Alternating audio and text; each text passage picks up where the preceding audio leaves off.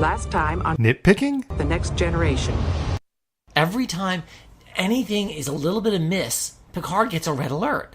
He must just have shut down at this point. Like, oh yeah, hostage situation. Okay. Oh, it's canceled. Okay, yeah. Like he reacted the same way to both. Right, exactly. He's going to start putting these people to voicemail. I swear he is. And just like, I'll listen later.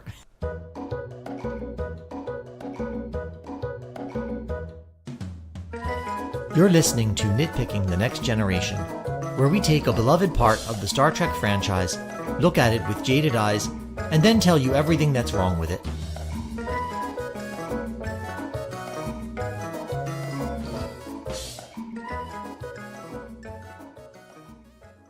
Welcome, everyone. I'm Neil. And I'm Dan. Today, we're going to be discussing Season 1, Episode 20, The Arsenal of Freedom. In which the Enterprise goes looking for a vanished starship and finds a high-pressure sales pitch. I know, it's crass commercialism in the 24th century. I am a fan of this episode. I have to say, it's one of my favorite in the first season. Not because I think it's particularly deep, but it's just fun. It's a lot of fun. So, I mean, that's how I describe it. It's not deep at all. It's not emotional at all. There's not much to the plot. But yeah, it's kind of fun. So the premise of it is that the Enterprise has been sent to the Loren system to find the USS Drake, which has vanished, while looking into another mystery of what happened to the people who lived on Minos. There used to be a civilization there, and now it's gone. And basically they discover that the Minosians had a weapon system that they were selling to other people that eventually turned on them and killed all of them. And now the Enterprise finds itself in a life or death battle with this weapon system that's trying to prove how great it is by killing them. Yes. Basically is the premise of it. And let's just point out, listeners, you've been with us through the first season. It is no great mark of pride to be able to outwit the Enterprise crew. So, I don't think the Minosians, I know they're all dead, but in the afterlife, they should not be feeling any too puffed up about themselves. Okay? So, we open with them, with the Enterprise arriving at Minos and, starting doing the investigation. And like every episode, they have a discussion as if no one's had a briefing on this. Like, this is usually how they give the information to the audience. It's like, let's talk about what we're about to do. Did nobody get an email? Wasn't there like a PowerPoint, presentation or something? Yes, there was. And in fact, if Troy put it together, it has animated GIFs and stuff or something. Again, no one does their job until the last minute. But so they talk about how the people of Minos were arms merchants in a big war. Data's giving the background, and Geordi again making the snide remarks. Yeah, for which side? I really just want somebody to just go up and slap him sometime. He keeps, throughout the whole first season, he's just, snarking on the side. Well, and it's more of that Federation self-righteousness, we're above that sorts of things. We never get into wars. You know what? When the DS9 episode in the pale moonlight comes up, I wanted to be like, Geordi, do you see? You're just as dirty as everybody else, just that they admit it.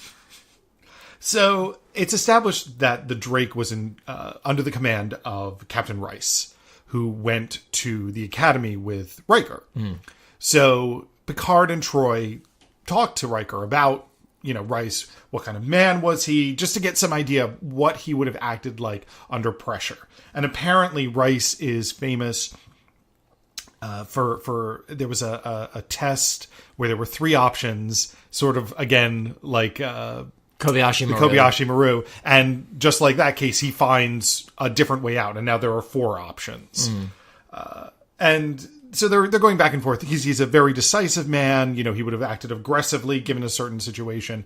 And so basically we can piece together by the end of the episode what happened to them. Their reaction to what happened on Minos was not good, and it did not end well. But it's at this point that it's revealed that the captaincy of the Drake was offered to Riker before he came on the Enterprise. And this is going to start a long pattern with Riker, which from my perspective makes no sense. So in the Binar episode, we talked a little bit about Riker's background and how his career comes first, and it actually ruined his relationship with Troy. He's chosen his relationship over almost everything in his life. why the hell wouldn't you take a captaincy? Even if it's not the Enterprise. Well, all right. What I'll say is this much. I could see where he might have thought that the Drake wasn't... It was better to be first officer on the Enterprise than captain on the Drake. But, there's going to come a point where being the first officer is only going to help you to a certain extent. He's offered a captaincy in the second season. I don't remember the ship. And in the third season again. He turns down all three, which really means his career would be over. His career's finished. It's absolutely finished. And he's never going to become a captain. He's never going to become an admiral because they know he's complacent. Well, and they point out in some of the future jump ones that like Picard eventually becomes admiral and stuff like that. But that even doesn't make sense to me because he turns it down. We've already seen one case where he turned it down. He was going to become commandant of the Academy. The Academy. But wait a minute. Does Picard become an admiral in Flash? Oh, wait a minute. Isn't in the final episode you find out that he was an admiral? I think so. I thought he was. You also find out he had a relationship with Crusher. There's a whole bunch of stuff that's sort of established there that, Is it canon? I don't know. Because they've changed history. Because also, like, Troy's dead in that future. And, like, they say at the end of the episode, like, we're going to try and do things differently. So, I don't know if it's actually canon or not. But... I mean, I wonder how well Picard would do. We talked about this. There's a functional difference between being a captain and being an admiral. It's a political position. Right. It's not just a series of promotions. You don't become an admiral unless the people in the right places like you. Right. But I mean, I guess we're going afield. Okay, so the Drake was offered to Riker. He turned it down. And Yar, reasonably goes, what? But, they talk about Minos, and they've arrived, they scan it, there's no intelligent life whatsoever. There's plant life, there's animal life, but nothing sentient. And Troy, in her, normal way, says, what happened to all the people? It was like something it was dialogue you'd give to an 8-year-old. Mommy, what happened to all the people? Like, oh, it's come really on. sad. It's just insipid and sad. And it is. The only reason for the line is so that Data and Worf can bounce off of it and give their ideas of what might have happened. Oh, was it disease? Was it this? Was it that? Yeah, the whole Can thing. we just have them do that without the stupid first line? I know. And why does it have to be Troy who's like, Data and Worf get to be, they get to be insightful. But Troy has to be the idiot. I mean, come on. Really? So it's at this point that a message starts coming up from the planet, which is impossible because there's nobody on it. But apparently there is. Their language banks are being scanned. You don't even have to say it, Dan. I feel it too. Their security is just... I mean, really? I mean, maybe that's a part of their system that they want to make publicly available because it's about communication. It's not on an encrypted network or something, but is nothing secure on this freaking ship? Well, it's only secure from Starfleet officers. Right. Everybody else can access it. So basically, it's this high-pressure commercial sales pitch. It's fantastic. They're basically selling the weapons of Minos. Peace through superior firepower. What a great like slogan that is. Lock on my signal and beam on down. Like, it's fantastic. And the actor is Vincent Schiavelli, which, look him up. He's an odd-looking guy, and he usually plays odd-looking people, like odd people, crazy people, or magicians. And he's perfect for this role. I'm so happy to see him in it. I love it. He does a fantastic job with it. He's both smarmy and overly familiar, and like he's just everything a creepy high pressure salesman should be.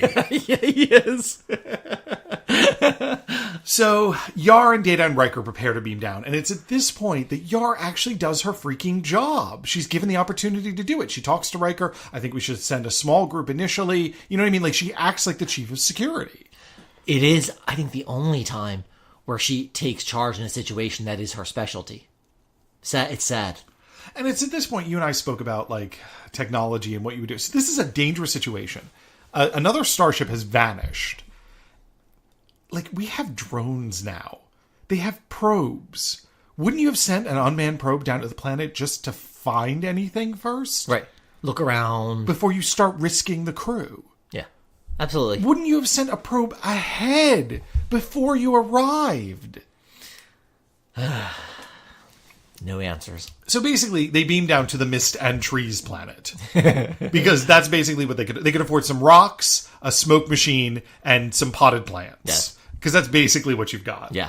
And they just sort of drape brown ivy everywhere. Yeah. So they're on the planet. They start, this is Yar and Riker and Data. And they start looking around. And they quickly realize that their communications are being monitored. So they find various things. They find a bunch of melted titanium. No idea what the hell that is. But they do establish that the ability to melt it is beyond their tech. And you and I were talking about this. At the end of this episode, you should have, grabbed everything you could. Because right after that scene, they find, a laser under a whole bunch of vines. And they're like, it's nothing like we know. Take it. Take all of it. Oh, I would have stripped that planet bare. Well, we've already established what you do with planets in yours.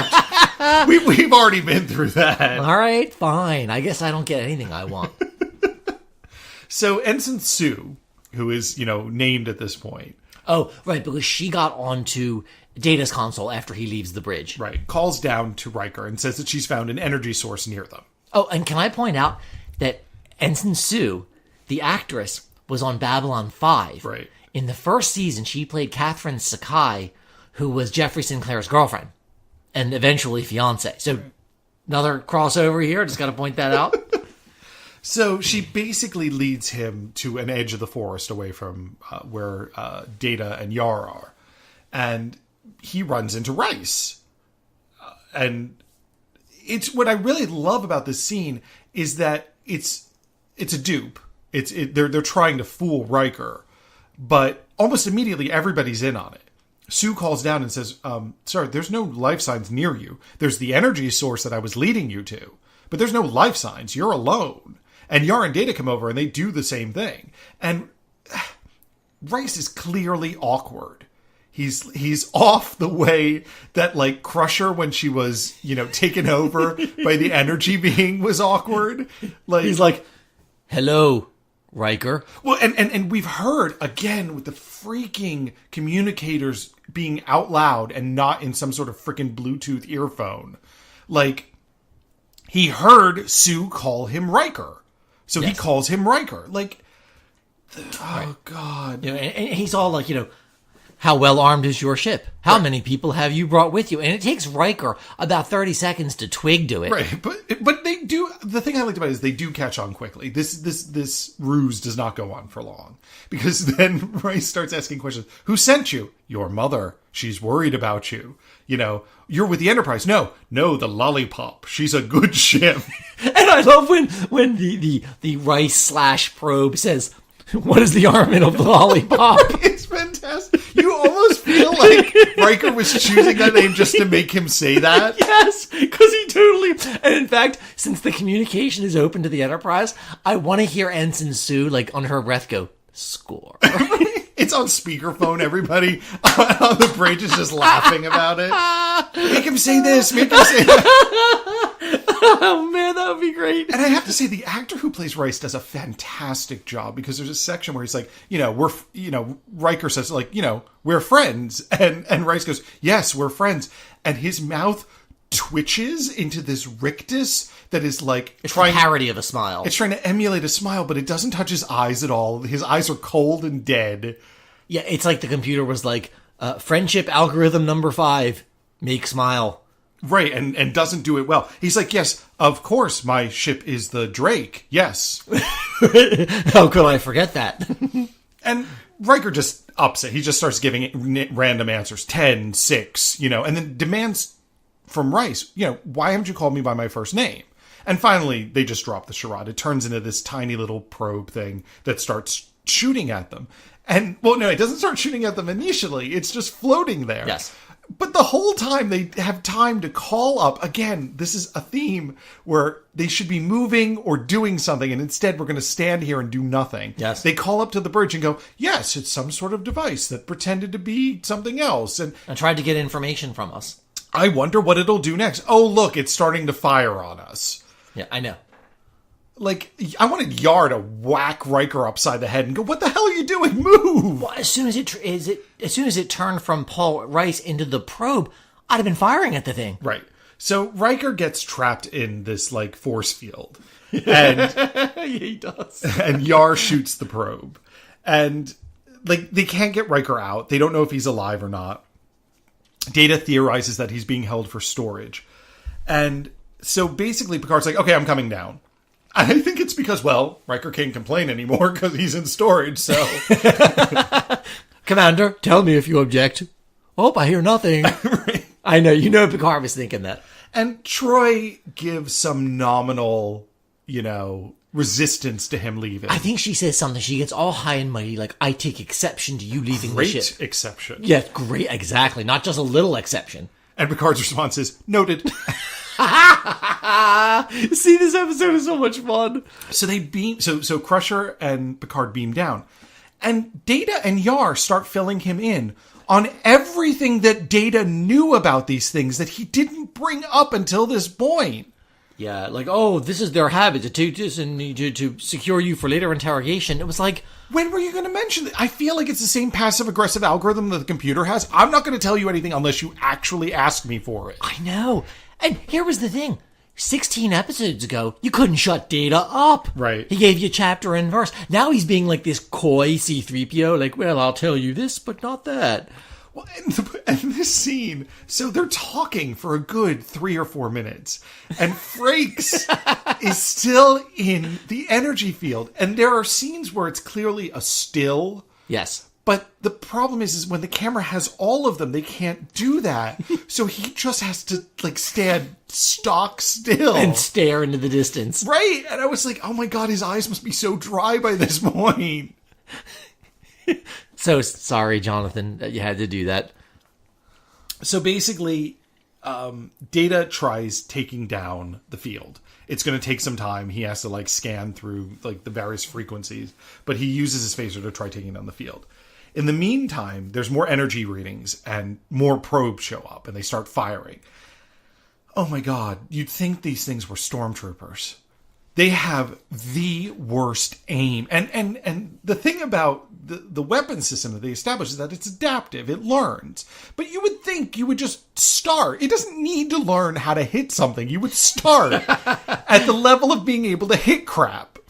Yeah, it doesn't say much for the Minosians product that it can't get the jump on Starfleet officers. Well, it doesn't say much for the Minosians in general, that they were taken out by stuff that can't shoot. So they were less competent than Starfleet. Wow.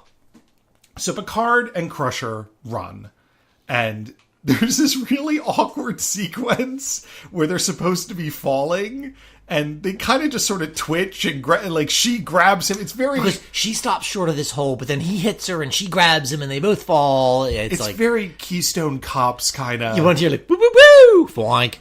I mean, yeah, that's basically it. And so they're hurt. Crusher particularly is hurt on the fall. So we come back to Yar fighting the probe, and, it's adapting. I can't keep up with it. So she basically needs 2 beams at once. She has to cross the beams to kill it. And they destroy it. But they realize, in trying to get in touch with Picard and the ship, that their communicators are now completely shut down. Mm-hmm. So they're completely cut off.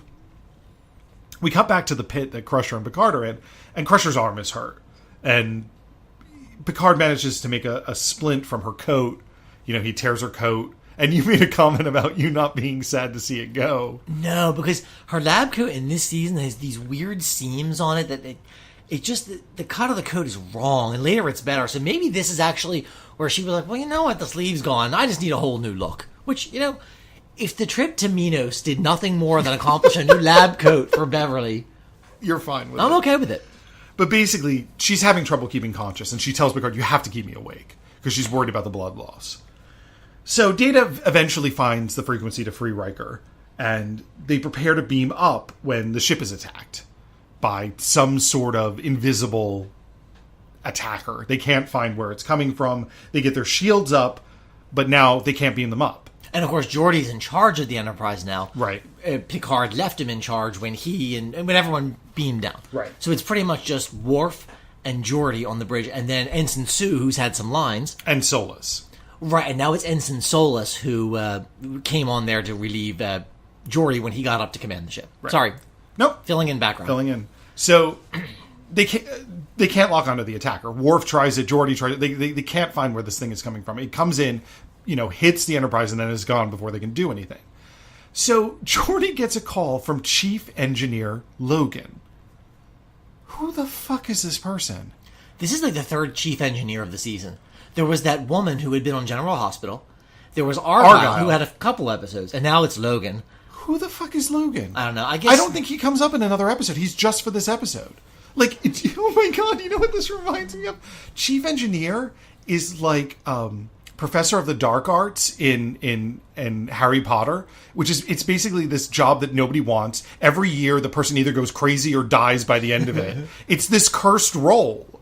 Like, yeah, so Argyle. And maybe it's one of those things where he got off the ship before the curse could really take effect. He was like, peace out, people. Right. So basically, Logan calls into question Geordi's command. Like, he's like... Because Logan outranks Geordi. Right. He's like, you should just put me in command. Like, you're fucking this up. We need to move the ship. You need to relinquish control to me. And Geordi is arguing with him while Solus and Worf keep trying to find this object and fail. Yeah. And Logan keeps pressuring Geordi. And finally, Geordi, for all the problems I have with the character, I feel like he handles this situation really well. He's like, look, yes, you outrank me. Yes, you have more experience, which is why I need you in engineering. Like, he turns it around on the guy in a way that he can't argue. And, now that I think about this, now that you say this, isn't there something a little disturbing about a white guy coming up to the bridge and telling the black guy, you're in over your head? And he does it, there's something a little... And I'm not blaming the show, and it's great to have Geordi kind of be like, no. Mm-hmm. Now scamper back to engineering and do your thing. Which Logan eventually does, but it's... Grudgingly, but he does it. Yeah. And I like I said, I have a problem with Geordi as a character in a lot of ways, but I actually really like him in this episode. And through this whole sequence, Troy is in the background, just creepily staring at Geordi.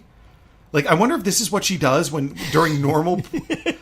Because she's counselor, she's there watch. Like, it's again with the constant surveillance. So the mind reader is just, I mean, not a mind reader, but, the empath is just, I'm just watching, Geordi. I'm always watching you.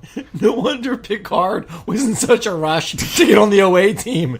He was like, oh, I want her out of my head. Can you imagine that, though? She's always there. Yeah, she sits at your left hand, probing your thoughts. All the time. I know. It's fine, Captain. It's fine. I'll just be here. Yeah. Watching. Right. Plotting. I mean, watching. You know what it is? Maybe his Starfleet Academy mindfuck wasn't as thorough as they liked, so they're like, let's give him an empath. So we come back to the planet. Data, Yar, and Riker now are under attack. And Data throws Yar at one point and then leaves Riker to defend for himself. Throws her out of the way, which, it's totally like this, like, I have to protect the woman thing. Yeah. But they try the same trick with two lasers, Data and Yar, and it doesn't work. So, because now it has a deflector shield. So, now they need three. But this brought up an interesting point. So, adaptive weapon technologies. This is an idea that's going to come back, in the episodes like The Best of Both Worlds, anything with the Borg. Yeah. We have this idea of adaptive weapon technologies. We have the Federation encountering an adaptive weapon technology. And it doesn't occur to anyone until they come across the Borg that maybe we should look into counters for adaptive weapon technologies. Randomization, heuristics that can learn, some form of artificial intelligence that can go that is adaptive against adaptive systems.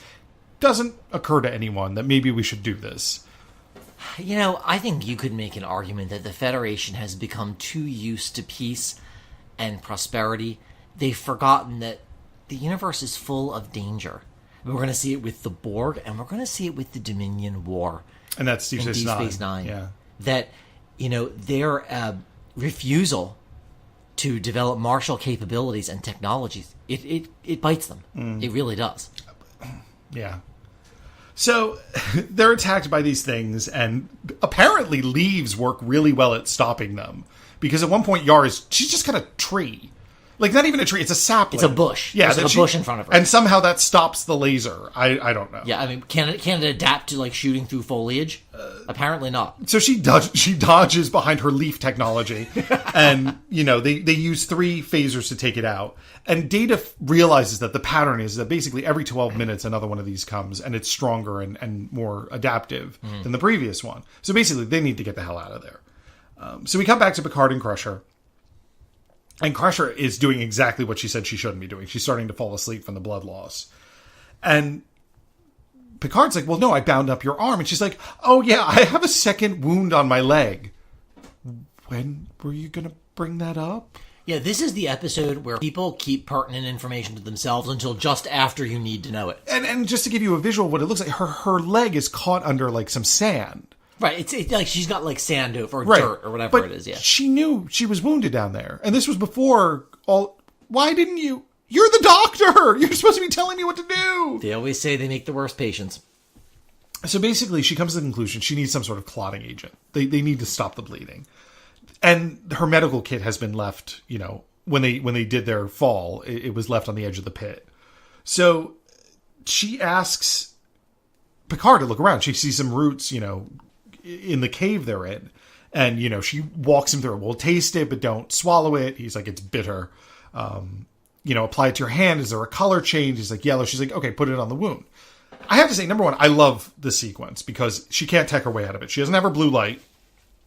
She can't use it. Like, I love anything that, you know, takes away their god technology and forces them to actually think. That said, this is a Class M planet, I will give you that, but you know nothing of the plant life. This could be a lot like the plant you know, except it also contains arsenic. Like, there could be a lot of problems. And I know she's in trouble. Maybe now is not the time to have this conversation, but that could have gone incredibly badly. Yeah, I mean, this could be the root that turns you into a monster. Right. Gives you a second head, tentacles, wings. It could have gone very, very badly. Oh, yeah. So basically, Crusher's going into shock, and she knows it. So Picard says, okay, we've got this patient. She's going into shock. There's been blood loss. What should we do? She's like, well, you know, raise my legs, keep me warm. Well, there's no blankets, and for some reason, neither of them has a phaser. Well, of course they don't have phasers. We've run over this. But you said Crusher was the one who somehow carried around the phaser. Gosh, it drives me up a wall. Like, and they know this is dangerous. They got attacked by something. You know, when Picard and Crusher came down, the away team had already been attacked. You know what? Maybe it has something to do with the fact that their uniforms don't have pockets where one might, you know, carry a phaser, for example, just to pull something out of the air. They have holsters. They have holsters for them. But why wouldn't you also give them pockets? What would be wrong with them? All right, I'm going to leave that go. So Geordi's trying to find a pattern still. It's not working. Logan is still pressing him, like, do something. You have to do something. And finally... Right, and whatever it is in space, their attackers beating the hell out of the Enterprise. The shields are going down. And Geordi calls Logan up to the bridge. And the implication, I think, that the audience is supposed to take is that Geordi's giving up. He's going to turn control over to Logan. Well, basically, what they do is he's going to turn... He's going to turn tail and run. Logan comes up and he's ordering Solace to leave at warp 5. And again, with the hand waviness of how warp works versus impulse, they have to move away from the planet at impulse. Like, there's this long sequence of them moving away from the planet at impulse before they can go to warp. Now, mind you, looking at it and thinking about it now, I think it's because they want to reuse the warp footage. Yes. And if there was a planet in the background, you'd have to redo it every time. Yes. So it allows them to have the scene of them moving away from the planet at impulse, but then you can cut to them going to warp in the vastness of space without anything near them. So now that I think about it, maybe that's why they're doing it. Yeah, that's why. But at this point, it looks like Geordi's giving in, except what he does is he gives Logan control of the saucer section. We're going to do a saucer separation. I think this is the first time they've done it since Farpoint. Mm-hmm. But basically, he orders Worf, Solus, and Sue to head down to the battle bridge, and he's going to join them. Geordi goes into the ready room to sort of get himself psyched up, And there's a call at the door. And you and I looked at each other and we were like, why doesn't Jordy just go, come in, counselor? Oh, because you know it's her. She's been staring at him creepily the whole sequence. Right. Like, Yeah, now she's ready to interfere. well, and it's her job. And she says it's her job. You know, my problem is that she basically beats around the bush and allows Jordy to just babble for a while before saying why she showed up. Because he's like, well, are you here because I'm nervous? Because of course I am. You know, am I doing something wrong? And she's like, no, you should totally be nervous and you're handling this better than most people would.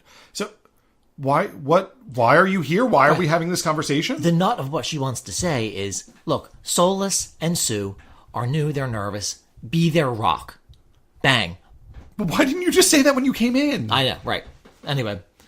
So they do the saucer separation, and it's not as excruciating as it was the first time. No, it's not like a 45-second, good. And the computer, because we don't have time to freaking do it manually this time to show off, the computer isn't Majel Barrett. They have a lot of different computer voices.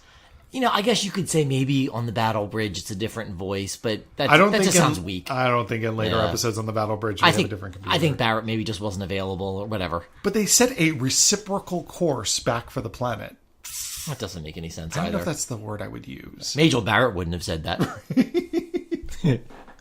So, basically, Picard is trying to keep Crusher awake and alive. He starts searching through the cave for something, anything he can do to warm her up. And he's like, I need you to keep talking. You have to stay awake. So how did you find out about that root? Like, where did you learn that from? And she's like, oh, from my grandmother. Oh, was she a doctor? Was she a botanist? Apparently, she was a colonist on Alvada 3. And I don't know if this is ever going to come back, because as soon as she says Alvada 3, Picard's like, ugh. Wow, and she survived. So apparently something horrible happened on Alvada 3, to the point where they were starting to run out of medical supplies, and her grandmother had to go to using local herbs and roots to keep people alive. And I wonder if this is the same grandmother that comes from the line of, lovers of the ghost in the lantern from that later episode for Crusher. Oh, boy. Oh, my God. Which is basically a romance novel just inserted into Star Trek.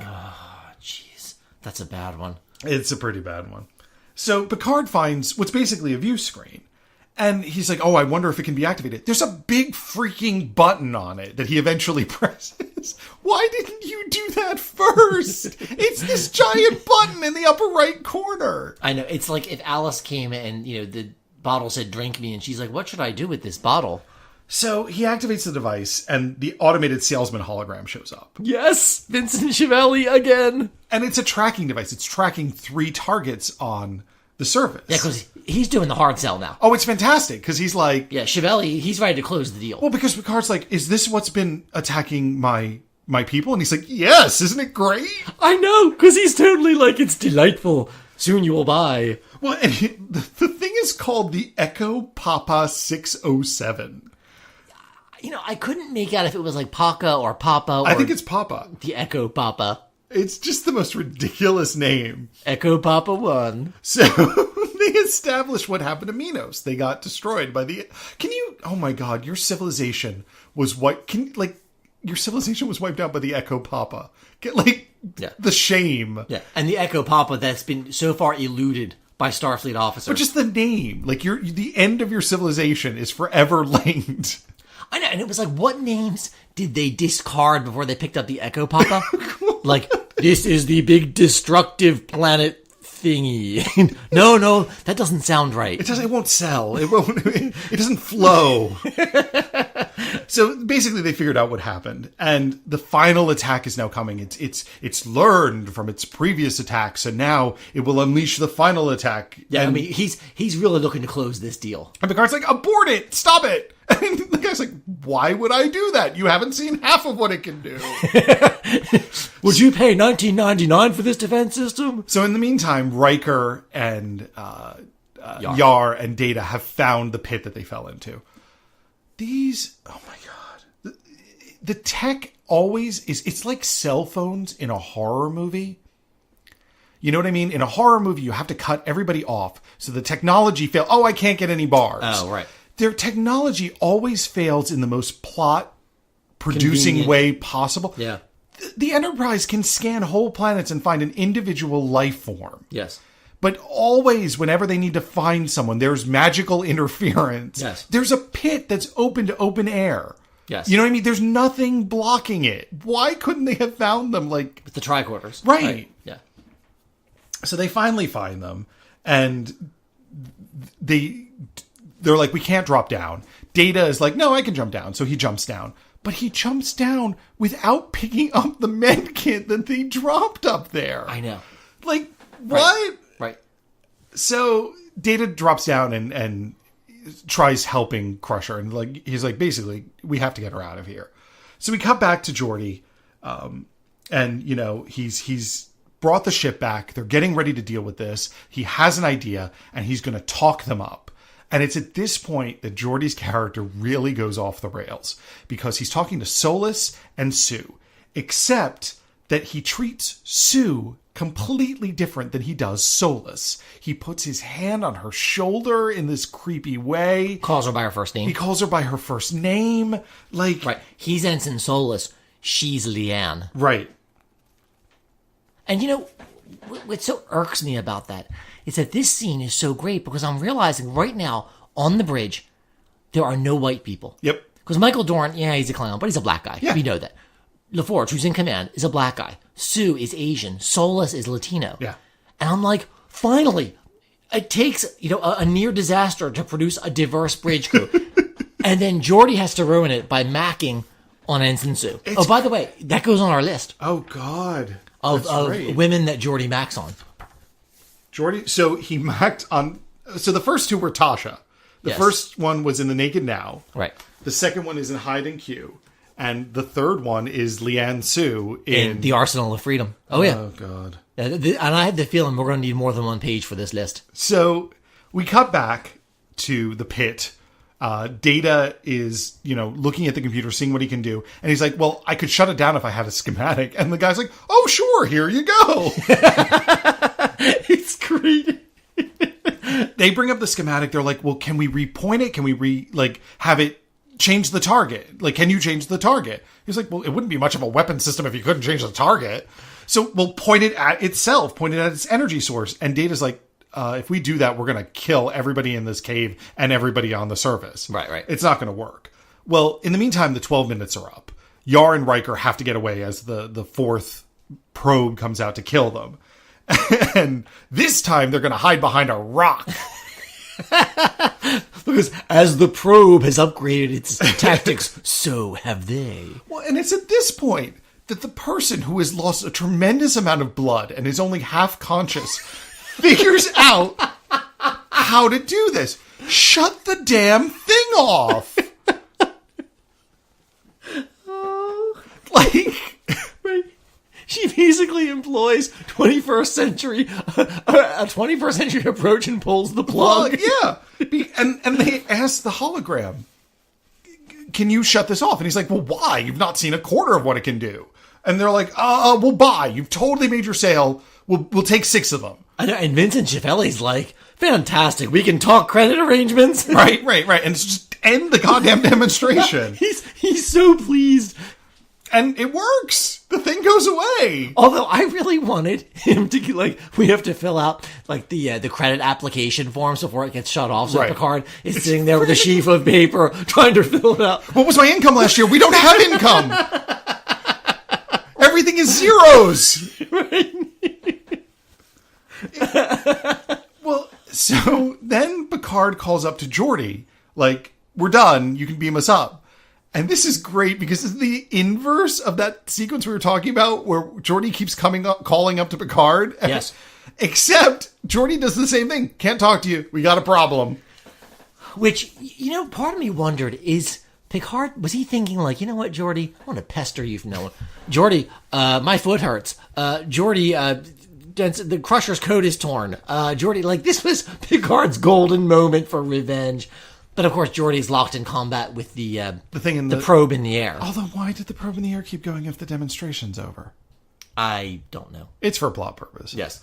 So the thing keeps attacking, and basically the plan is they're going to dip into the atmosphere, even though it puts them in danger, because the heat from the friction of interacting with the atmosphere will make this invisible thing visible, which is a good idea. It's a cool little thing. It is. They don't tech their way out of it. It's basic physics that anyone can understand. Yes. Like this is not hard.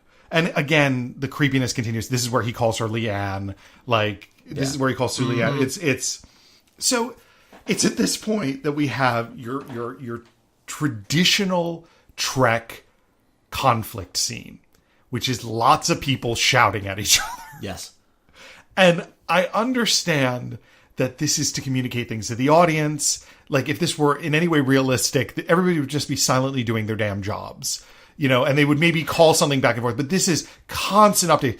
Yeah, Solus is like, disturbance off the port bow, and Sue is like, sensors locked, and Worf's like, phasers locked. Well, right, and there's one point where Solus goes, helm unresponsive, and Geordi goes, can you compensate? Yes. Why the fuck are you telling me this? Right, just do your job. Yeah, just compensate. Right. Just steer the fucking ship. Although we had to say that, like back to what you were saying about the battle bridge and the diversity, this is a great sequence of seeing the lesser characters, the non-main characters, save the day. Yeah, they get to be the heroes.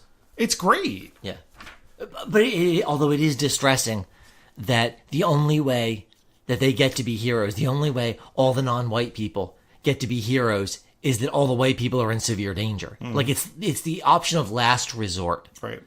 So, it's tempered by that, but I still like it. It's a good sequence. But like I said, it just brings home the problem of how many battle sequences are slow ships, moving past each other while people shout at each other. Yeah. Like that's what most of the battle sequences on Star Trek look like. Yeah.